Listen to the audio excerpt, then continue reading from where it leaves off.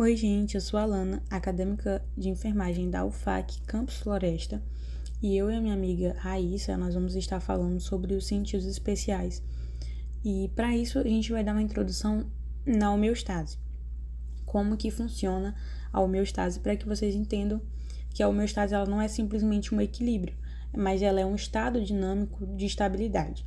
Então, isso significa que o corpo está constantemente se ajustando às suas funções para manter as condições ideais e não apenas mantendo tudo igual.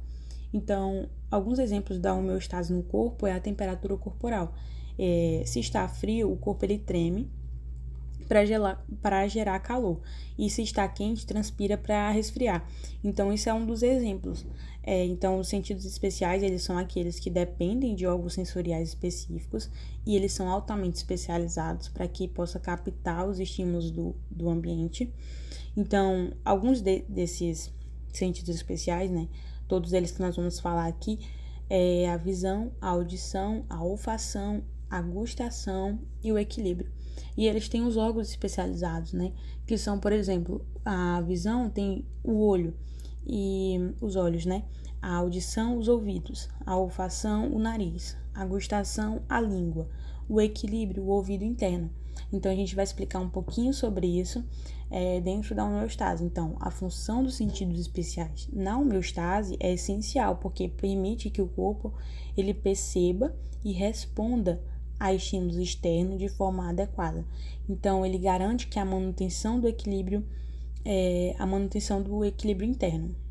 Então, por exemplo, a visão, ela permite detectar ameaças ou obstáculos que ajudam na resposta aos perigos. A audição, ela permite a comunicação e a percepção de sons ambientais. Então, por exemplo, o olfato e o paladar, eles influenciam que a escolha alimentar, na verdade, ajudando a evitar que as substâncias tóxicas entrem no nosso organismo e prejudiquem. Já o equilíbrio, ele mantém a postura corporal e a coordenação motora. Então, para que vocês entendam melhor, a diferença entre os sentidos especiais e somáticos é que os somáticos eles são aqueles que são distribuídos pelo corpo e eles não dependem de órgãos especializados, né? Diferente dos sentidos especiais. Por exemplo, os sentidos somáticos eles incluem o tato, que é a pressão arterial, vibração, temperatura, dor, e a propriocepção é a percepção da posição do corpo e do movimento. Então, a principal diferença entre os sentidos especiais e os sentidos somáticos é que os sentidos especiais eles têm órgãos específicos e eles são limitados às regiões específicas do corpo. Já os sentidos somáticos, eles são mais difusos. Eles encontram em várias partes do corpo, como a pele, o músculo. Então, ele não está localizado, mas ele está distribuído. Então, existe uma importância, né, da fisiologia sensorial na adaptação ao ambiente, porque ela permite interpretar esses estímulos externos e internos que promovem respostas adequadas para a sobrevivência. Então, essa adaptação ela ocorre de diversas formas, como detecção e respostas a perigos, regulamento do comportamento e aprendizado, manutenção da homeostase e interação social, que a visão, por exemplo, ela permite identificar os obstáculos ou previsões, né? A audição, ela capta sons de alerta, como um carro se aproximando. O olfato, ele detecta fumaça ou alimentos estragados. E existe também experiências sensoriais que ajudam na memória e no aprendizado. Por exemplo, ela lembra do cheiro do gás como um sinal de perigo. E o equilíbrio, ele garante postura e correção corretas, né? A percepção sensorial, ela influencia nas emoções e na comunicação interpessoal. Ou seja, a fisiologia sensorial, ela permite que o organismo reconheça, analise e ele reaja ao ambiente de maneira eficiente. Então, ela favorece a sobrevivência e adaptação constante nas novas condições. Já que vocês entenderam um pouquinho sobre a introdução da fisiologia sensorial dos sentidos especiais, a gente vai falar em específico agora da visão. Bom, a visão ela é um dos sentidos mais complexos que a gente tem e ela é essencial para a nossa percepção do ambiente.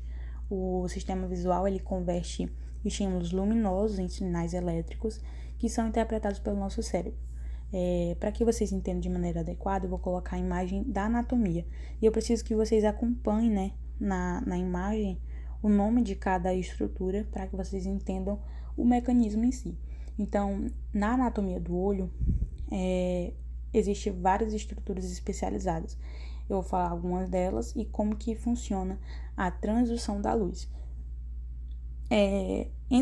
A luz ela entra pela córnea, atravessa a pupila, que é controlada pela íris, e passa pelo cristalino, que é focado na retina. Então, existem duas estruturas dentro da retina que é chamada de células fotossensíveis. Existem várias, mas as mais específicas e mais usadas os cones e os bastonetes. Os cones, eles são responsáveis pela visão em cores e a alta acuidade visual, né? Existem 3 tipos de cones sensíveis a diferentes comprimentos de ondas de luz, que são os vermelhos, né? O verde e o azul. Já os bastonetes, eles são sensíveis a baixa luminosidade, né? Então, ele permite que a nossa visão noturna seja mais adequada. Então, ela não tem percepção de cor. Já no mecanismo de transdução da luz, como isso ocorre assim, de maneira mais detalhada para vocês entenderem, é o seguinte: a transdução da luz ela ocorre dos fotorreceptores, que são os mesmos fotossensíveis da retina, tá, gente? Então, principalmente nos bastonetes e nos cones, a gente vai ter essa transdução da luz. No escuro, os fotorreceptores mantêm o estado de despolarização. O que seria despolarização? Vocês vão entender isso aqui vendo sobre potencial de ação. Então, se você não entender o potencial de ação ainda, você precisa pesquisar para que vocês entendam esse mecanismo aqui. Então, ela entra num estado de despolarização devido à presença contínua de canais de sódio abertos na membrana plasmática. Esses canais eles são regulados por GMP, né, clínico, que mantém os canais abertos, permitindo a entrada constante de sódio. Então, existe a corrente escura, né? Quando a luz ela incide sobre os fotorreceptores, ocorre a ativação de moléculas de pigmento visual nos bastonetes, né? O pigmento visual primário ele é a rodopsina, que é composta por uma proteína chamada opsina, e um cromóforo, né? Derivado da vitamina A, chamado retinal. Então, a absorção da luz pelo retinal ela faz com que ele mude conformação, ativando a opsina e desencadeando uma cascata de sinalização intracelular chamada ciclo de fototransdução. Então, a ativação da opsina ela estimula a proteína G transsucina, que ativa a enzima fosfodiesterase, que é chamada de PDE. A PDE ela degrada o GMP, reduzindo a concentração intracelular e levando ao fechamento dos canais de sódio, né? Com o fechamento dos canais de sódio, a célula fotossensível sofre hiperpolarização, mais uma vez, veja sobre o potencial de ação, reduzindo a liberação do neurotransmissor glutamato nas sinapses com as células bipolares. Então, essa alteração na liberação do neurotransmissor modula a atividade das células bipolares, que então transmitem os sinais às células ganglionares, cujos os axônios formam o nervo óptico. Então, ela vai mandar para o nervo óptico, né, que é o nervo que vai encaminhar para o cérebro todo a sinapse química, né? E aí a Raíssa ela vai falar um pouquinho sobre como ocorre esse processamento visual no cérebro, né? Depois que chega lá, ela vai explicar como que ocorre isso. O processamento da visão começa nos olhos, mas a interpretação das imagens ocorre no cérebro. O responsável por essa função é o córtex occipital, localizado na parte de trás da cabeça. O caminho que a luz percorre até virar uma imagem compreensível envolve diversas etapas. Primeiro, a retina capta a luz e a transforma em impulsos elétricos por meio de células especializadas chamadas bastonetes e cones. Em seguida, esses sinais são enviados pelo nervo óptico até o quiasma óptico, onde algumas fibras nervosas se cruzam. Depois, as informações passam pelo núcleo geniculado lateral, no tálamo, que atua como um filtro de informações antes de enviá-las ao córtex visual. O córtex occipital contém diferentes áreas responsáveis pelo processamento visual. O córtex visual primário, V1, detecta elementos básicos da imagem, como bordas e contrastes. As áreas V2 e V3 analisam padrões e relações espaciais, enquanto a área V4 é especializada na percepção das cores. Já a área V5 é responsável pelo processamento do movimento. O trabalho conjunto dessas áreas permite que vejamos o mundo com detalhes, cor e profundidade. A percepção da profundidade é essencial para entendermos a posição e a distância dos objetos no espaço tridimensional. Para isso, o cérebro utiliza pistas monoculares que funcionam como um olho e binoculares que dependem dos dois olhos. Entre as pistas monoculares, destacam-se o tamanho relativo dos objetos, a sobreposição quando um objeto bloqueia o outro, indicando que está mais próximo, e a perspectiva linear, na qual linhas paralelas convergentes criam uma sensação de profundidade. As pistas binoculares incluem a disparidade retiniana, que ocorre porque cada olho vê um ângulo literalmente e ligeiramente diferente da cena, e a convergência ocular, onde os olhos se movem para dentro ao focar em objetos próximos. A percepção de profundidade é processada nas áreas V1 e V2 do córtex visual. A detecção de movimento é fundamental para a sobrevivência, pois permite rastrear objetos em deslocamento e reagir a estímulos do ambiente. Esse processamento ocorre na área V5 do córtex occipital, que analisa a velocidade e a direção dos objetos em movimento.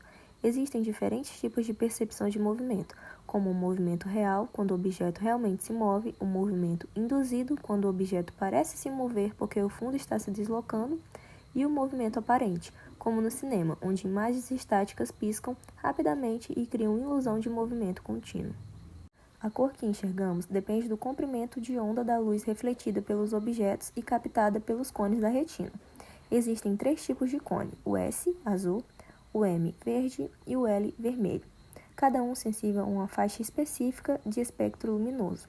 O processamento das cores ocorre principalmente na área V4 do córtex occipital, que também permite a constância da cor, ou seja, a capacidade de percebermos as mesmas cores sob diferentes iluminações. Se essa área for danificada, a pessoa pode desenvolver acrometopsia cerebral, uma condução na qual tudo é visto em tons de cinza. Quando estamos em um ambiente escuro, pouco iluminado, os olhos precisam reduzir sua sensibilidade para evitar o ofuscamento.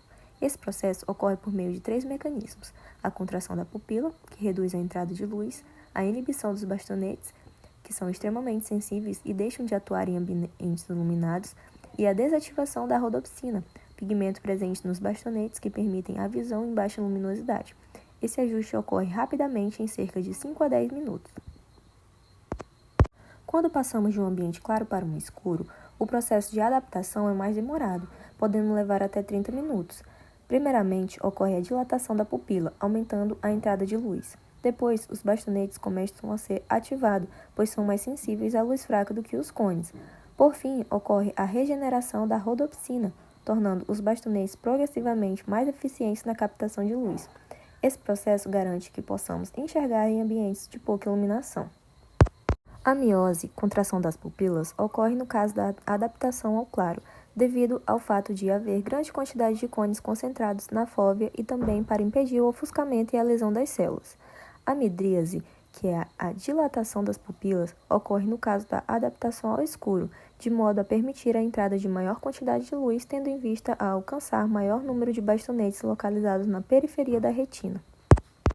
O sistema visual humano é incrivelmente complexo e eficiente. Ele nos permite perceber o mundo com profundidade, movimento e cores, além de se adaptar rapidamente a diferentes condições de iluminação. Compreender esse processo nos ajuda a valorizar a incrível capacidade de nosso cérebro e dos nossos olhos.